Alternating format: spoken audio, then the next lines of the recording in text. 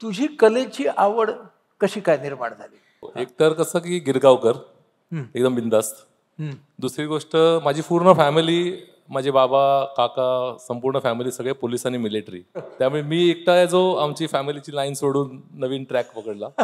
त्यामुळे थोडंसं नाराजी आणि असं होतं. आणि शाळेत असल्यापासून हँडरायटिंग चांगलं म्हणून मला शाळेच्या टीचरनी सांगितलं की तू चित्र काढायला सुरुवात कर, तुझा अक्षर छान आहे. जेव्हा शाळा सोडायचा योग आला, संपूर्ण शाळा संपली, तेव्हा सरांनी सांगितलं की तू आता शाळेतून बाहेर पडतेस तर जरा कलेसाठी ट्राय करते, नुसतंच आर्ट्स कॉमर्स करण्यापेक्षा तुझं आर्ट चांगलं आहे. सो मग तेव्हा माझं क्रिकेट चालू होतं.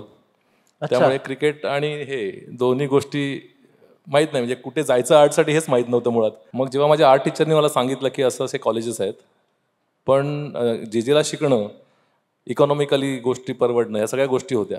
पण त्याच वेळी यांनी मला सांगितलं की असे काही इन्स्टिट्यूट पण आहेत जिथे तुम्ही 1 वर्षाचा कोर्स सुद्धा करू शकता, जो फाउंडेशन कोर्स असतो. मग तशी माझी सुरुवात झाली. तू क्रिकेटमध्ये 16 वर्षाच्या खाली मुंबईसाठी खेळलेला, क्रिकेट का सोडलंस? मी जिथे फाउंडेशनला ॲडमिशन घेतलं 1 वर्षासाठी, तर तिथे त्यांचं कॉलेज टायमिंग आणि माझ्या क्रिकेटचा नेटचं टायमिंग क्लॅश होत होतं. तर त्यांनी मला सांगितलं आयदर तू क्रिकेट कर किंवा तू आर्ट कर. बरं. सो आय डोंट नो ते डिसिजन घेतलं तेव्हा की नाही, मग आता कुठेतरी फ्युचर करायचं आहे तर क्रिकेटमध्ये फ्युचर दिसणं तसं मुश्किल होतं. खेळायची आवड होती, पण खूप मोठ्या गोष्टी असतात तिकडे सिलेक्शनच्या वेळी. त्यामुळे मी क्रिकेट थोडंसं लांब ठेवलं. मग तू आर्ट टीचर्स डिप्लोमा केलास पहिला, बरोबर? हो, कारण आपल्याकडची सिस्टीम अशी आहे की 12वी नंतर जेव्हा तुम्ही फाउंडेशन कर, किंवा 10वी नंतर होतं तेव्हा, आता 12वी नंतर झाले, फाउंडेशनचा 1 वर्षाचा डिप्लोमा केलात की नेक्स्ट इयर तुम्ही 1 वर्ष आर्ट टीचर डिप्लोमा करायचा. एकदा तुम्ही आर्ट टीचर डिप्लोमा केला की तुम्हाला आर्ट टीचर म्हणून जॉब मिळतो. म्हणजे सगळ्या गोष्टी सुखरूप होतात, तुमचं पेमेंट चालू होतं, तुमची नोकरी चालू होते. सो तो एक थॉट होता की पुढे जायचं तर एकदा नोकरी मिळाली की मग बघू काय करायचं आर्टचं ते. बरं, पण मग डिप्लोमा नंतर तू बॅचलर्स इन फाईन आर्ट्स केलंस, त्याच्यामध्ये काही गॅप होता, काय केलंस? ते ऍक्च्युअली शोलेची स्टोरी आहे. हां. माझा एक खूप जुना मित्र, जवळचा मित्र, तो आता कोरोनामध्ये गेला. पण आम्ही दोघं ATD एकत्र करत होतो. आणि ज्या दिवशी सेम थेम, दोघांचेही थॉट तेच होते की कॉलेजमधून बाहेर पडायचं, नोकरी करायची आणि शाळेत शिकवायचं. पण सेम टाइम आम्ही डिग्रीसाठी जे एंट्रन्स एक्झाम होतात त्याला सुद्धा अप्लाय केलं होतं. म्हटलं करूया, एक्झाम द्यायला काय प्रॉब्लेम आहे.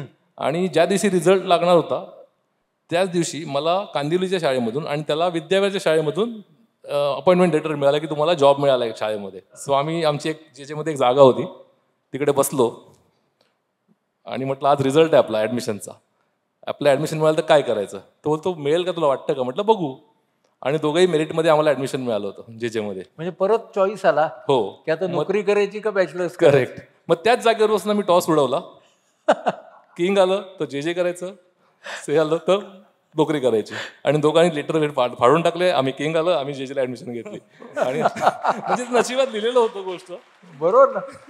नाहीतर आम्हाला एक आर्ट डिरेक्टर मिळाला नसता. हो, कदाचित नाही. हो की नाही. शिक्षण तर पूर्ण झालं, म्हणजे बॅचलर्स झाला, पण त्यानंतर काय? कारण तू तर अप्लाइड आर्टचा होतास, तर मग अप्लाइड आर्ट केल्यावरती त्यातलं काय करायचं असा पण प्रश्न आला का रे? माझं ग्रॅज्युएशन झालं फोटोग्राफीमध्ये. आणि त्यानंतर मला 1 वर्ष कॉलेजमधून तुम्हाला जनरल फेलोशिप मिळते, तशी मला एका मॅगझिनची फेलोशिप मिळाली. तिथे मी इनहाऊस फोटोग्राफर म्हणून जॉईन केलं होतं. पण कसं असतं ना, जेमध्ये तुम्ही फर्स्ट इयरपासूनच काम सुरू करता.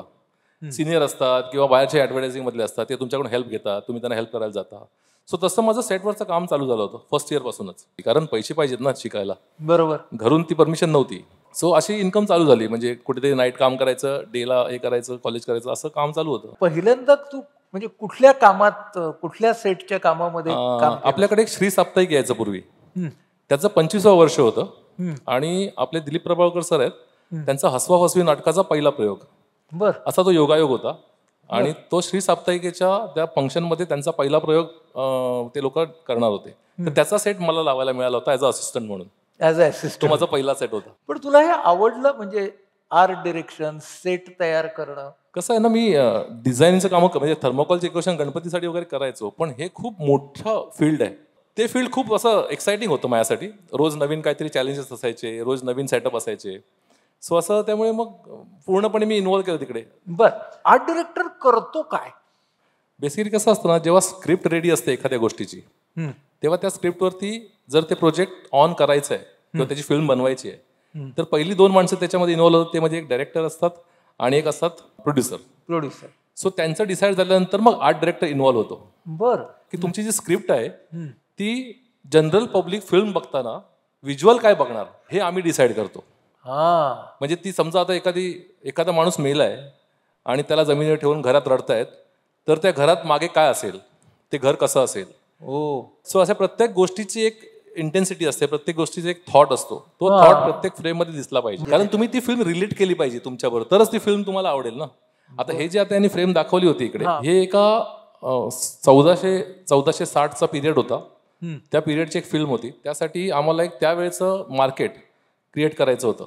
बरं. सो हे एक लोकेशन आम्ही फायनल केलं होतं आणि इकडे आम्हाला मार्केट करायचं होतं. तर हे जेव्हा फिल्म आली तेव्हा हे माझं व्हिज्युअल होतं की ह्या जागेवर असं केलं तर ते मार्केट भरलेलं दिसेल. म्हणजे आता इकडं त्या ठिकाणी काय काय दिसेल हे तू चित्रानं काढलंयस. हो, नुसतं चित्रात नाही, हे सगळं लावायची जबाबदारी पण माझीच असते. आम्हाला बेसिकली त्याच फिल्मसाठी एका राजाचा पॅलेस करायचा होता की राजा सिंहासमोर बसलाय आणि समोर अशी प्रजा आहे. जे समोर एक आर्च दिसते ते हत्तीच्या इथे, ती आहे ती आर्च मिळाली आम्हाला. तर मग आम्ही त्याचा जेव्हा चेंजेस केले तेव्हा त्याचं नेक्स्ट फ्रेम हे बघा. हो, आता वरती जसं ते गोल्डन घुमट वगैरे दिसत आहेत, हे नॉर्मली आउट ऑफ फ्रेम असलं की त्या पोस्टमध्ये टाकता येतं, त्यासाठी कन्स्ट्रक्ट करायची गरज नाही. म्हणजे हे सेम फ्रेम तुम्ही तुमच्या व्हिज्युअल ग्राफिक्सवाला पण देऊ शकता किंवा आम्ही एवढं केलंय आता तू हे ऍड कर त्याच्यामध्ये. बरं. म्हणजे जेव्हा तुम्ही फिल्म बघता तेव्हा ही फ्रेम तुम्हाला दिसते. आता हे तर एक प्रॉपर्टी अशी आहे की जी राजस्थानमध्ये आहे आणि ती हेरिटेज प्रॉपर्टी आहे. सो इकडे तुम्ही खेळा मारू शकत नाही, काही स्क्रॅच करू शकत नाही. इथे सुद्धा आम्हाला एका राजाचा दरबार करायचा होता, तेव्हा आम्ही हे सगळं असं ठेवून फक्त त्या इकडे नवे बघा हे सेटअप केलंय. वाव. हे एक खूप चॅलेंजिंग जॅब होता. या ठिकाणी त्याच फिल्ममध्ये असं दाखवलंय की तो एक कारिगर असतो, तो गोल्ड आणि याच्यामध्ये काम करत असतो आणि वेगवेगळे स्टॅच्यूज बनवत असतो. तर जिथे आम्ही शूट करत होतो ज्या किल्ल्यामध्ये, आम्हाला दुसरीकडे शिफ्ट करायचं नव्हतं आणि त्याच टाइममध्ये आम्हाला इकडे शूट करायचं होतं. आता ह्याची जी जागा आहे ती फक्त 8 फूट हाईटला आहे, त्यामुळे आम्हाला लाईटिंग करायला जागा नव्हती किंवा मुवमेंट करायला जागा नव्हती. सो तुम्हाला माहिती असेल पूर्वी लोहार किंवा सोनार काम करायचे तेव्हा असा एक उन्हाचा कवडचा टॉर्च घेऊन काम करायचे, टॉर्च नाही लावायचे. आता हल्ली लोक ते बॅटरीची टॉर्च लावतात. सो आम्ही तो थॉट वापरला आणि हे जेवढे त्या जाळीच्या वरती स्क्वेअर दिसत त्यातून आम्ही लाईट टाकला आणि इकडे आरसे लावले मुव्हेबल. मग ते आरसे तो आपला टेबलवरती ऍडजस्ट करायचा आणि काम करायचा. सो हे जे थॉट असतात हे आमचं काम आहे की तुम्ही कसं द्यायला. सेम थिंग हे सुद्धा एक कोणाच्या तरी बंगल्याच्या मागचं वरांडा होता आणि आम्हाला एक किचन सेटअप करायचा होता, जो तिथेच उगवतात, तिथेच खातात, तिथेच सगळं करतात, गावच्या सगळं. सो तेव्हा आम्ही त्याला चेंज करून असं केलं होतं की बघा या साईडला सगळ्या भाज्याचं काम चालू आहे, तिकडे भट्टी चालू आहे, मागे माणसं दळत आहेत तसं. सो तो पिरियड दिसला पाहिजे, तो फील आला पाहिजे. ह्या सगळ्या गोष्टी लक्षात ठेवून असे आम्ही व्हिज्युअल्स तयार करतो. तुम्ही त्या जागेमध्ये प्राण भरता. म्हणजे आपल्याला आता कळलं की काम किती कठीण आहे, पण नंतर त्या सगळ्या वस्तू मिळवणं आणि तिकडे ठेवणं बरोबर असंही होत असेल ना रे, की जिथे तुम्ही काम करत असाल तिथे काही वस्तूच मिळत नसतील. नाही, खरंय. खूप वेळा असं होतं की ज्या गोष्टी आम्ही व्हिज्युअल करतो किंवा त्या गोष्टीची गरज असते त्या गोष्टी त्या एरियामध्ये नाही मिळत. मग आम्ही कुठूनही वस्तू त्या आयदर इंटरनॅशनली तुम्हाला आणायच्या असतील तर मागवतो, इंडियात तर खूप गोष्टी मिळतात. पण अशा वेळी सुद्धा काही होतात गोष्टी की ज्या बाहेरून मागवाव्या लागतात, पण ते सगळं प्री प्लॅन असतं. जसं मी डिझाईन केल्यानंतर माझ्या खाली मोठी टीम असते एक, त्या टीमला प्रत्येकाला काम डिवाइड केलेलं असतं, जो तो आपापलं काम करतो. कोण प्रॉपर्टी गोळा करणार असतो, कोण प्रॉपर्टी नवीन आणून त्याला जुनी करणार असतं, कोण जुनी प्रॉपर्टी शोधणार असतो. सो अशा बऱ्याच गोष्टी असतात आणि ऍट द एंड फायनली हा रिझल्ट तुम्हाला मिळतो.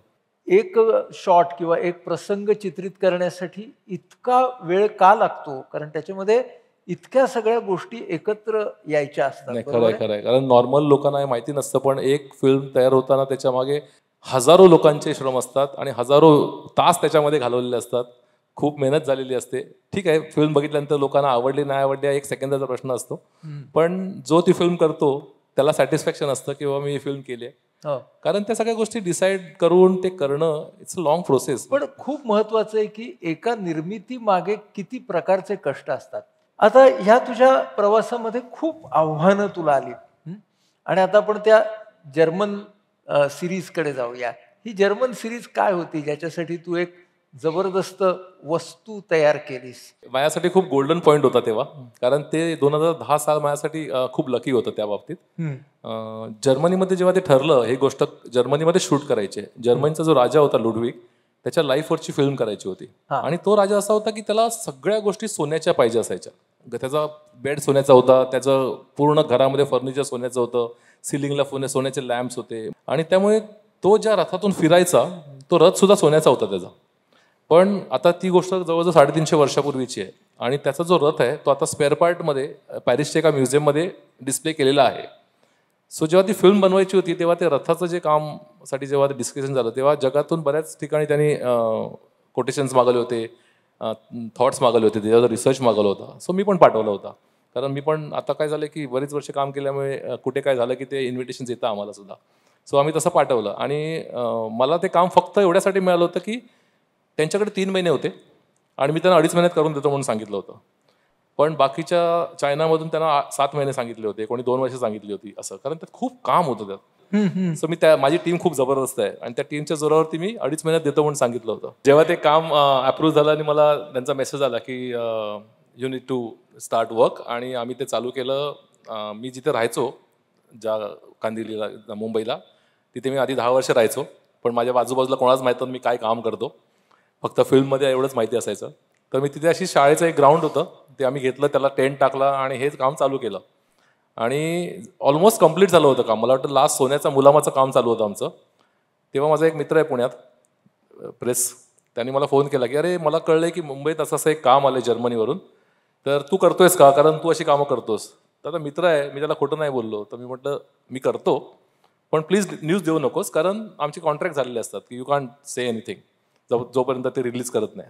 आणि त्याने संध्याकाळी सांगितलं, सकाळी न्यूज दिली टाइम्सला की असं असं होतंय काम. झालं, सकाळी मी 7 वाजता उठायच्या आधी आमच्या घरासमोर सगळ्या उभी व्हॅन लागल्या होत्या, रथ कुठे आहे. मग पोलिसवाल्यांना कळलं, मग पोलिसवाले आले, त्यांनी म्हणजे तुम्ही खरं सोनं काय करता? हा, म्हणजे सोन्याचं करताना तुम्ही काय सांगितलं नाही आम्हाला, एवढं सोन्याचं काहीतरी चालू आहे सगळं तुमचं. मग रोज तिथे विचाराने एक पोलिसवाल्यांना बंदोबस्त ठेवला आणि मग पूर्ण एरियामध्ये रोज संध्याकाळी जेवण झालं लोकांचं की रात्री 8 वाजता लाईन लावायचे, गणपतीला लावतात तशी रथ बघायला. म्हणजे कामगार जायचे 9 वाजता आणि मी आणि माझी मिसेस आम्ही 12-1 वाजेपर्यंत बसलोय का आता ते रथ बघायला आलेत म्हणून. पण अमेझिंग जॉब होता. त्याच्यासाठी खूप रिसर्च झाला. एक फोटो फक्त आम्हाला पॅरिसच्या म्युझियममध्ये होता, त्यांना आम्ही रिक्वेस्ट केली, प्रोडक्शनने पण रिक्वेस्ट केली. एक माणूस स्केल घेऊन त्याच्यासमोर उभा केला आणि त्याचा फोटो काढला आणि त्या स्केलवरती आम्ही हे सगळं डिझाईन डेव्हलप केलं. आणि देन आम्ही तो मेटल, फायबर, वूड खूप म्हणजे मला स्वतःला तो बनवून जाताना डिलिव्हरी करताना माझ्यासुद्धा डोळ्यात पाणी आलं की एवढं गोष्ट आपण केली आणि आता पाठवतोय आपण. पण खूप आनंद होतो की आता लोक जर्मनीला फिरायला जातात आणि तो म्युनिकला ठेवलेला आहे, ते फोटो काढून मला पाठवतात की तुझ्या रथाचा मला मी फोटो काढला. It's feel proud. आणि हा तिकडे नेला त्याची पण एक गोष्ट आहे की नाही, मुंबईतून बाहेर किंवा भारतातून बाहेर काही गोष्टी पाठवायला बंदी आहे. तर तुम्ही जर बघितलं त्याच्यावरती ऑस्ट्रिचचे फेदर्स आहेत. सो आम्ही ते फेदर्स सगळे लावले होते इकडे. आणि जेव्हा शिप करायची वेळ आली तेव्हा तिकडे चेकिंगमध्ये आम्हाला सांगितलं की तुम्ही हे पाठवू नाही शकत, तुम्हाला काढावं लागेल. इव्हन त्याच्यावरती आम्ही काही पेंटिंग्स आहेत, ज्या ओल्ड मास्टरच्या पेंटिंग्स आहेत त्या केल्या होत्या, तर ते सुद्धा तुम्ही पाठवू नाही शकत, कारण old masters paintings is costly असतात खूप आणि ते तुम्ही शिप नाही करू शकत कुठे. सो आम्ही ते सगळं परत स्क्रॅप करून काढलं, परत त्याला स्वतःला ते काढलं आणि मग त्यांना सांगितलं की तुम्ही अशा अशा गोष्टी तिकडे तयार करा आणि त्याच्यावर चिटकवा, कारण आम्ही शिप नाही करू शकत, आपला रथ अडकेल आणि तुमची शूटिंग अडकेल. सो मग त्यांनी तेवढा पार्ट जो आहे वरचे फेदर्स वगैरे पुन्हा त्यांनी तिकडे बनवले आणि तो तिकडे गेला आणि मग त्यांनी फिटिंग केलं. म्हणजे एक रथ करायला तुला तुझ्यासारखा महारथीच पाहिजे. नाही, माझ्या बरोबर माझी 200 माणसं रोज 12 तास 2.5 महिने काम करत होती त्या गोष्टीवर. बापरे. त्यामुळे क्रेडिट गोज टू देम. आता जो झिरो डार्क 30 ज्याच्यासाठी तुला ऑस्कर नॉमिनेशन मिळालं त्या चित्रपटाकडे आपण येऊया. ते आव्हान काय होतं? खरं तर ती फिल्म खूप अशी सिक्रेट फिल्म होती. म्हणजे एकतर लादेनला कसा मारला हे फक्त आपण न्यूजमध्ये पाहिलं होतं तेव्हा, आणि ज्या एजन्सीने मारला त्या एजन्सीने तो जो पूर्ण प्लॅन केला होता तो कुठेच लीक नव्हता झाला. आम्ही एक काहीतरी छोटंसं शूट करत होतो मुंबईमध्ये, माझे प्रोड्युसर्स होते बरोबर, आणि मला म्हणाले रात्री 8 वाजता की, आणि तो लास्ट डे होता आमचा फिल्मचा, तर मला म्हणाले की कल क्या कर रहे हैं? तो बोला कुछ नहीं, बस खत्म हो गया, 3 महीना काम किया, अभी आ रहा हूँ. तो नहीं बॅग पॅक कर, हम लोग कल चंडीगढ़ जाएंगे. तो म्हटलं का? बोलते एक छोटासा शूट आहे, रेखी करके लोकेशन बघून येऊया. मी 2 दिवसाचे कपडे घेतले आणि गेलो चंदीगडला. गेलो तर मी 4.5 महिन्यांनी परत आलो, कारण त्या फिल्मचे जे डिरेक्टर्स आहेत आणि प्रोड्युसर्स आणि त्यांची टीम ऑलरेडी चंदीगडमध्ये होती. त्यांनी एक असा ताजमध्ये एक असा हॉल बुक केला होता जो पूर्णपणे साऊंड प्रूफ आणि असा होता. आणि आम्हाला सांगितलं की असा असा सब्जेक्ट आहे. त्याचा ऑलरेडी अर्धा रिसर्च झाला होता, त्या लोकांनी केला होता. रिसर्च म्हणजे त्यांना बऱ्याच गोष्टी रिअली मिळाल्या होत्या रेफरन्स म्हणून, त्या त्यांनी आम्हाला प्रेझेंट केल्या की बाबा हे हे हे हे आहे आणि हे आपल्याला चंदीगडमध्ये करायचं आहे. चंदीगडमध्ये आपल्याला इन अ वे पाकिस्तान तयार सगळं करायचं. पाकिस्तान, अहमदाबाद, कराची, अमेरिकन एम्बसी, जेवढं तुम्ही फिल्ममध्ये बघता त्या सगळ्या गोष्टी तुम्हाला चंदीगडमध्ये करायच्या आहेत. So now you decide. असं म्हणजे आमच्या कोर्टमध्ये बॉल टाकला आणि देन वी स्टार्ट. मग आम्ही एक कॉलेज मे महिना होता, कॉलेजची सुट्ट्या होत्या, त्यामुळे एक पूर्ण कॉलेज आम्ही हायर केलं. त्याचे सगळे रूम्स खाली केले, मोठे हॉल खाली केले आणि तिकडे मग अमेरिकन एम्बसी ऑफिस आहे, कराची पाकिस्तानचे ऑफिसेस आहेत, हे सगळं आम्ही त्या रूममध्ये लावलं. आणि जे मार्केट प्लेस आहे जिकडे ते बाहेर फिरतात सगळीकडे, ते आम्ही चंदीगडमधले काही मार्केट्स आहेत ते मार्केट्स सगळे चेंज केले रातोरात. आणि जेव्हा शूट असेल त्याच्या आदल्या वेळी तेव्हा पण अशी गडबड झाली की जी कमिटी होती त्यांना सगळं इन्फॉर्मेशन दिलेली होती की आम्ही काय शूट करतोय, कशा संदर्भात शूट करतोय, आणि त्यामुळे त्यांनी परमिशन दिली. आणि नॉर्मली रात्री 9 वाजता सगळं दुकानं बंद झालं, आमची टीम घुसली, सकाळी 6 वाजेपर्यंत सगळं चंदीगडचं मार्केट पाकिस्तान मार्केट झालं होतं. असं सकाळी आम्ही 7 वाजता शूटिंग चालू केलं. नॉर्मली आमचं सकाळी 7ची शिफ्ट असते तशी. आणि 9 वाजता ते लोक दुकानवाले आल्यानंतर त्यांनी बघितलं सगळे साईन केलेत, माझं दुकान तुझं दुकान काय कळत नाही सगळं. आणि त्यांनी गडबड सुरू केली. आणि जी डिरेक्टर होती Kathryn Bigelow, she is a big director, तिला आदल्या वर्षी ऑस्कर नॉमिनेशन होतं तिला पण. त्यामुळे आणि इंडियन गव्हर्नमेंटचं रूल आहे की जे कोणी असे इंटरनॅशनल क्रू आपल्याकडे येतात त्यांची सिक्युरिटी आपल्या गव्हर्नमेंटचं खूप हे आहे.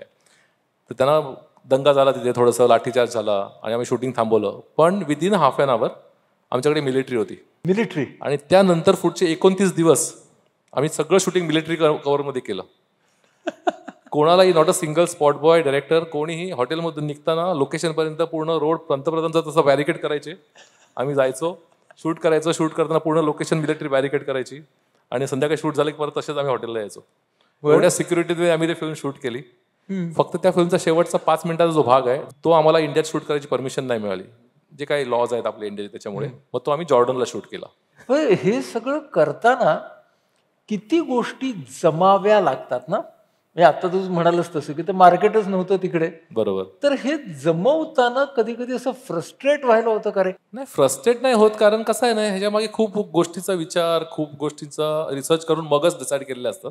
त्यामुळे फ्रस्ट्रेट होत नाही. पण हां, कधी कधी टीमवरती रागावणं होतं किंवा कधी कुठल्या गोष्टी टाईमवरती होत नाहीत. कारण कसं आहे ना, फिल्म हा एवढा मोठा व्यवहार आहे त्याच्यामध्ये पैशाचा की तुम्ही 1 तास डिले केला तरी खूप नुकसान असतं. आणि तुमच्या एखाद्या डिसिजनवरती बाकी मागचे सगळे डिपार्टमेंट बेस्ड असतात. की जर मी तुम्हाला सांगितलं की मी तुम्हाला 6 वाजता सेट देईन तर 6 वाजून 1 मिनिटं नाही झालं पाहिजे, 6ला 1 मिनिटं असतानाच द्यायला पाहिजे. कारण मी 6 सांगतो तेव्हा लाईटवाले तयार असतात, लाईट लावायला, साऊंडवाले तयार असतात, बाकी सगळे डिपार्टमेंट तयार असतात. त्यामुळे खूप असं पंच्युअलिटी खूप आहे तिकडे, पाहिजेच. त्यामुळे तेव्हा थोडंसं राग होतो, राग की का नाही आली गोष्ट सगळं प्लॅन करून. आणि असं बरेच वेळा होतं की काही नॅचरल गोष्टीमुळे होतात, असं कोण पर्पजली करत नाही. कधी लँग्वेज प्रॉब्लेम असतो, कधी लोकल असतात त्यांच्याबरोबर डील करताना त्रास होतो, कारण त्यांना कळत नाही, त्यांना सिरियसनेस माहीत नसतो फिल्मचा काय आहे. आपण खूप सिरियसली काम करत असतो, हा ठीक आहे देंगे ना, क्या प्रॉब्लेम, असं होतं ते. पण मग त्याचा त्रास होतो थोडा. पण आता कसं झालं, सवय झाल्यामुळे आता त्या गोष्टीवरती आम्ही एक्स्ट्रा केअर करतो की नाही, त्याच्या मागे राहा, कोणातरी पाठव तिकडे आणि घेऊन ये. दुसरं मला सांग की तू मुळामध्ये फोटोग्राफर, आर्टिस्ट, पण हे सगळी प्रतिसृष्टी उभारताना तुला बऱ्याच गोष्टी तंत्रातल्या पण शिकायला लागल्या असतील ना रे? नाही, उलट फायदा झाला त्याचा. कारण ॲज अ कॅमेरामन किंवा ॲज अ फोटोग्राफर म्हणून मला फ्रेमचं नॉलेज आधी माहिती होतं. आणि फिल्म करताना त्या गोष्टीचा खूप फायदा होतो. कारण जेव्हा डिस्कशनला आम्ही बसतो कॅमेरामन आणि डिरेक्टर बरोबर, तेव्हा कॅमेरामन त्याचे जेव्हा थॉट सांगतो की मी बा असं प्लॅन आहे माझं शूट करायचं, मी टेलीमध्ये शूट करणार आहे, की मी पूर्ण वाईट घेऊन मग क्लोज जाणार आहे, तेव्हा आम्ही पण व्हिज्युअलाइज करू शकतो की त्या टेलीमध्ये शूट करण्यामध्ये त्याला काय दिसणार मागे, किंवा वाईट लावलं तर किती वाईट दिसणार, ह्या डोकावरून त्या डोकावर दिसणार का. मग त्याच्या हिशोबाने आम्ही प्रिपेअर राहतो.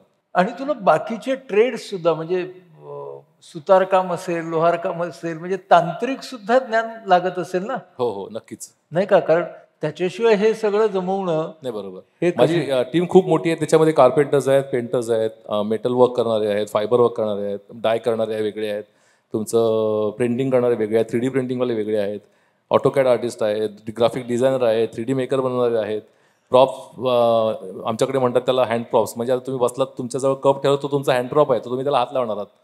पण हा प्रॉप हँड प्रॉप नाही, हा सेट प्रॉप आहे, याला कोण हात नाही लावणार आहे. सो असे खूप डिव्हिजन्स आहेत. मग ते प्रॉप प्रिसाइजली करायला लागतात की आर्टिस्ट कोण आहे, त्याचं काय स्टेज आहे, तो कुठल्या लेवलचा आर्टिस्ट आहे. अमिताभ बच्चन अशा कुठल्याही गोष्टीला हात नाही लावणार. त्याला सांगावं लागतं की बाई तुझ्यासाठी स्पेशल बनवली आहे, मग तो हात लावेल. सो अशा गोष्टी आहेत. आपण आता ना ऑस्ट्रेलियन फिल्म आपली मुंबईवरची तिच्याकडे आपण येऊया. ह्या फिल्म बद्दल आम्हाला सांग. खूप अशा रिअलिस्टिक गोष्टींच्या स्टोरी आहेत ना, त्याच्यावर काम करायला मला आवडतं. मी सगळ्या बऱ्याचशा फिल्म मी रिअलिस्टिक स्टोरीवरती केलं. तशी ही पण एक फिल्म होती, त्याचं नाव आहे हॉटेल मुंबई. ताजवरती जो अटॅक झाला त्याच्यासाठी ती फिल्म बनवली होती. आणि एक ऑस्ट्रेलियन टीम आहे, त्या लोकांनी ती फिल्म प्रोड्यूस केली होती. आणि ऑस्ट्रेलियन मूवी म्हणूनच ती त्यांनी केली होती. कारण जेव्हा ताजला अटॅक झाला, त्या अटॅकमध्ये एक कपल अडकलं होतं त्यांच्या लहान मुलासकट. आणि ते तिथून सुटले व्यवस्थित. ते सगळं जे काय झालं त्यांनी घडलेलं पाहिलं आणि त्या माणसाने त्याच्यावरती बुक लिहिलं. आणि त्या बुकवरती ही स्टोरी बेस आहे. पण जेव्हा हॉटेल ताजमध्ये शूट करायचा प्लॅन झाला, तेव्हा ताज शूटला कधीच देत नाहीत कुठलंच गोष्ट. आणि ताजमध्ये तुम्ही आता गेलात तर कुठलाही वर्कर किंवा कुठलाही ऑफिसर त्या झालेल्या घटनेबद्दल एक शब्द बोलत नाही. तुम्ही कितीही विचारा, हसून टाळून देईल तो. मग आम्ही स्पेसिफिक त्यांना ऑफिशियली नोटीस देऊन ताजने आमच्यासाठी 2 माणसं अरेंज केली होती, की जो एक मॅनेजर लेवलचा होता आणि एक लोकल लेवलचा. मग त्यांनी सांगितलं तुम्ही रूममध्ये बसा, तुम्हाला 1000 प्रश्न त्यांना विचारा, तुम्हाला उत्तर देतील. पण तुम्ही रूमच्या बाहेर आलात की मग तुम्हाला काहीच नाही सांगणार ते. सो आम्ही तशा 2 मीटिंग केल्या, त्यांच्याकडून सगळी इन्फॉर्मेशन घेतली आणि बेस्ड ऑन दॅट आम्ही सगळे सेट मुंबईमध्येच लावले. जो ताजचा सेट होता तो आम्ही पनवेलला एक हवेली आहे जुनी, त्याच्यात लावला. जेवढं एक्सटिरियर शूट करायचं होतं तेवढं आम्ही झेवियर्स कॉलेज जे आपलं आहे त्याचं स्ट्रक्चर ऑलमोस्ट ताजसारखंच आहे, सो तिकडे शूट केलं. जेवढे रूम्स आणि इथे सगळं आहे ते सगळे आम्ही सेट लावले, आग लागलेलं वगैरे सगळं सेट लावले आम्ही.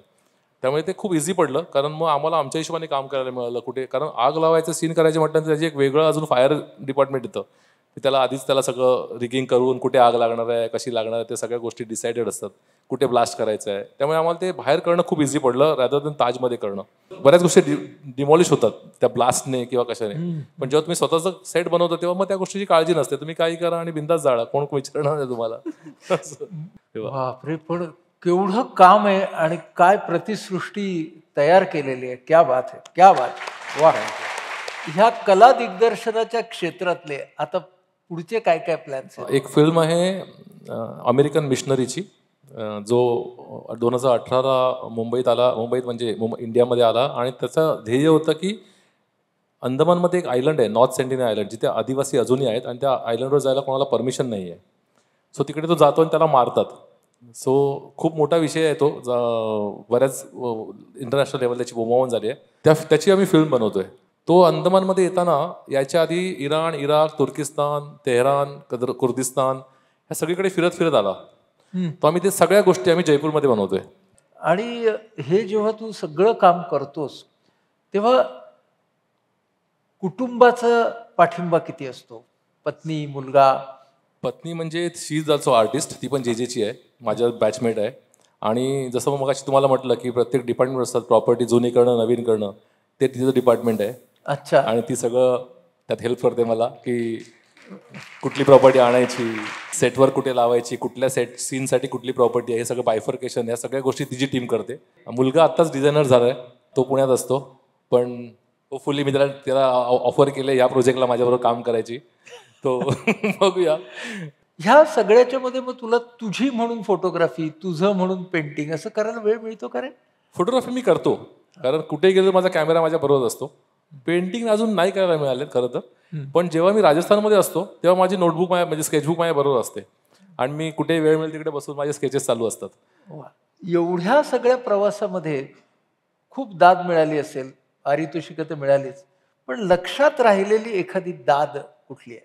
2 गोष्टींचं मला खूप हे होतं. एक तर 0 Dark 30 तुम्ही म्हणाल तसं, कारण ती फिल्म डिफिकल्ट होती करायला. आणि जेव्हा ती कम्प्लीट झाली आणि मी तुम्हाला 2010 मगाशी म्हटलं चांगलं लकी इयर होतं, ज्यावेळी मी तो रथ बनवत होतो आणि ज्यावेळी रथाची न्यूज प्रेसला रिलीज झाली त्याच्या दुसऱ्या दिवशीच मला ऑस्कर नॉमिनेशनची हे झाली. त्यामुळे तो टाईम माझ्यासाठी खूप असा प्लेझंट टाईम होता. मी पर्सनली खूप असं लांब असतो पब्लिसिटीपासून खूप वर्ष, म्हणजे मी असं कधी जात नाही. आणि माझ्या मुलाची खूप कंप्लेंट होती शाळेत असताना की बाकीचे लोक काम करतात, त्यांची नावं येतात, तुमचं कुठे नाव येत नाही, तुम्ही काय काम करता, काय ते उल्लू बनवता मला असं तसं.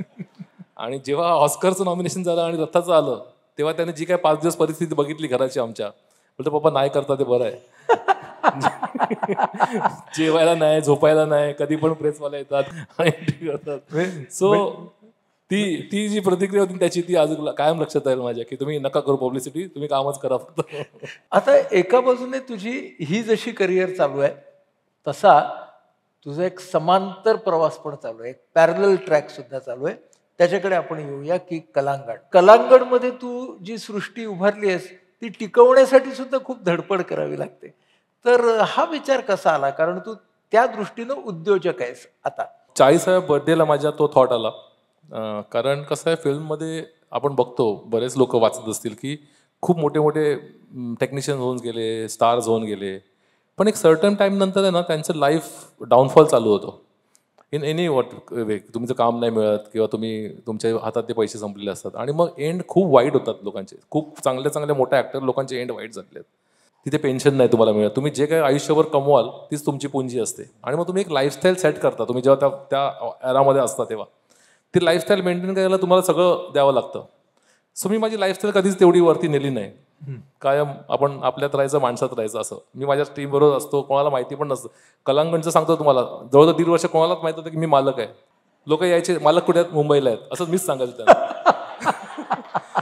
सो मी ती रेंज कधी क्रॉस नाही केली. मी माझ्या लिमिटमध्ये राहिलो आणि मी तेव्हा ठरवलं की आपल्याला रिटायर होईपर्यंत काहीतरी असं एक गोष्ट उभी करायची आहे की जिथे आपल्याला त्यातून इन्कम होईल, लोक आपल्याकडे येतील, गप्पा मारायला मिळतील, लोकांचे इंटरॅक्शन्स होतील आणि सगळ्यात मोठं म्हणजे आर्ट. मी एवढी वर्ष जिकडे फिरतोय, प्रत्येक ठिकाणी गेलो, प्रत्येक लोकल आर्ट पर्सनली भेटलो त्यांच्याशी आणि खूप वेळा आमचं कम्युनिकेशन होतं. बऱ्याच असे इंडियामध्ये असे एक्झिबिशन होतात जिथे ते आर्टिस्ट येतात. सो माझं त्यांच्यावर कनेक्शन होतं. त्याला कुठेतरी मला जागा द्यायची होती. सो त्या सगळ्या गोष्टी अशा जुळून आल्या आणि मग वी थॉट की चला आपण रिसॉर्ट करूया जिथे असं काहीतरी टाकू. हे सगळं बेसिकली जंगलाच्या बाजूलाच आहे, त्यामुळे सगळं ग्रीनरी खूप आहे आणि आम्ही सगळं ओपन ठेवलं आहे की जेणेकरून फील शांतता आणि तिथे बाकीच्या रिसॉर्ट अशी खूप गडबड आणि नॉईज असतो. इथे तुम्हाला एकदम पिन ड्रॉप सायलन्स असतं दिवसभर.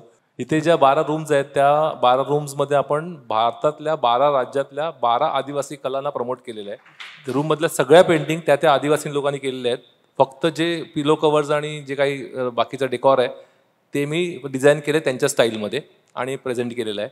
बऱ्याच लोकांना फक्त वारली आणि मधुबनी माहिती असतं, बाकी गोष्टी माहिती नसतात. तर खूप लोकांना त्या गोष्टी आणि प्रत्येक रूमच्या बाहेर त्या आर्टबद्दल एक छोटंसं टेक्स्ट आहे जे आम्ही लावलेलं की जेणेकरून लोकांना कळेल की बाबा आर्ट कुठल्या राज्यातली आहे, काय सब्जेक्ट असतात, कसले कलर वापरतात. तर ते समजण्यासाठी आम्ही ती गोष्ट केली की ॲटलीस्ट. आणि आता लोकांना कळायला लागलं आहे, कारण आता फोन येतात तेव्हा लोक सांगतात की मागच्या वेळी मी वारलीमध्ये होतो, आम्हाला आता दुसरी रूम द्या. हे कलंकांच्या कुठल्याच साईटवरती मिळणार नाही, हे फक्त सरांसाठी मी केलेलं आहे. हे माझं घर आहे कलांगणमधलं. ह्या ज्या सगळ्यात ना त्याच्या फिल्म्सच्या तसबिरी आहेत. त्याने जे हे सगळे प्रोजेक्ट्स केलेत इंटरनॅशनल, त्याच्या तसबिरी आहेत त्या सगळ्या. या एक कलाकार म्हणून तू काय मिळवलंस? कसं आहे ना, एक टाईम होता जेव्हा माझं डिसिजन झालं की मी आर्ट कॉलेजला जायचं आणि घरच्यांनी सांगितलं की नाही जायचं. तो एक टाईम, मी स्ट्रगल नाही म्हणणार, तो टाईम मी माझं लाईफ एक्सपिरियन्स करायला लागलो. म्हणजे म्हणतो ना की प्रत्येकाच्या आयुष्यात येतो एक टाईम तो की तुम्हाला सगळ्या गोष्टी सांगड घालायला लागते. तुम्हाला शिक्षण पण करायचं आहे, तुम्हाला पैसे पण पाहिजेत शिक्षणासाठी, किंवा तुम्हाला अजून बाहेरची कामं मिळाली पाहिजेत.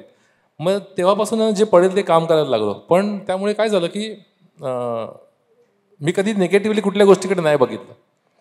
मी प्रत्येक गोष्ट मी अशा थॉटने विचार करून घेतली की माझ्याकडे काय आलंय, असं झालंय म्हणजे ते मला काहीतरी पुढचं गोष्ट इंटिमेशन आहे ती. आणि त्याच्यामुळे मी कायम हॅपीली काम करत, जे काम मिळेल ते. मग कधी पैसे मिळाले, कधी नाही मिळाले, आणि त्याचं मला चांगलं फीडबॅक मिळालं. कारण एक काम बघितल्यानंतर लोक तुम्हाला काम देतात. कोणाच्या वशिल्याने काम मिळालं तरी तुम्ही जास्त दिवस टिकू नाही शकत, हे मी अनुभवलंय. त्यामुळे आजपर्यंत माझ्याबरोबरचे कित्येक लोक रिटायर झाले केव्हाच. मी अजून काम करतोय, माझी टीम काम करते. आज माझ्याबरोबर जी लोक जुडले आहेत, ज्याला 20-22 वर्ष काम करत आहेत, त्यामुळे खूप आनंद दिला, एवढंच म्हणेन मी, बाकी काही नाही. मी हा प्रश्न दिलीपला एक हेतू मनात ठेवूनच विचारला होता की तू काय मिळवलंस. असं आपण जेव्हा कोणालाही विचारतो तेव्हा आपण सगळेजण सांगतो की हो, मी सुरुवात केली ना तेव्हा भाड्याच्या घरात राहत होतो, आता मी माझी हक्काची जागा मिळवली. पण जेव्हा आपण दिलीपला विचारलं की तू काय मिळवलंस, तर तो म्हणाला आनंद मिळवला. आणि मी माझं कलात्मक आयुष्य आणि माझं व्यावहारिक आयुष्य या दोघांची सांगड साधेपणाने घालण्याचा प्रयत्न केला. आणि हा खूप मोठा संस्कार आहे बरं का, की आपल्यातली कला आणि आजूबाजूचा व्यवहार ह्याची सांगड घालणं, ह्याचं एक अतिशय एक छोटा अनुभव दिलीपच्या बाबतीत मला स्वतःला आला. तो तुमच्यासोबत शेअर करायलाच पाहिजे मला. मी जेव्हा या कलांगणमध्ये राहायला गेलो होतो, त्यावेळेला दिलीप तर सेवेसाठी तत्पर होताच, त्याची पत्नीही होतीच.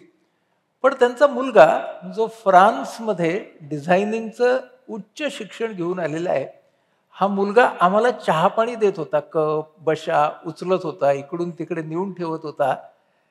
त्यावेळेला आम्हाला माहीत नव्हतं की तो ह्यांचा मुलगा आहे.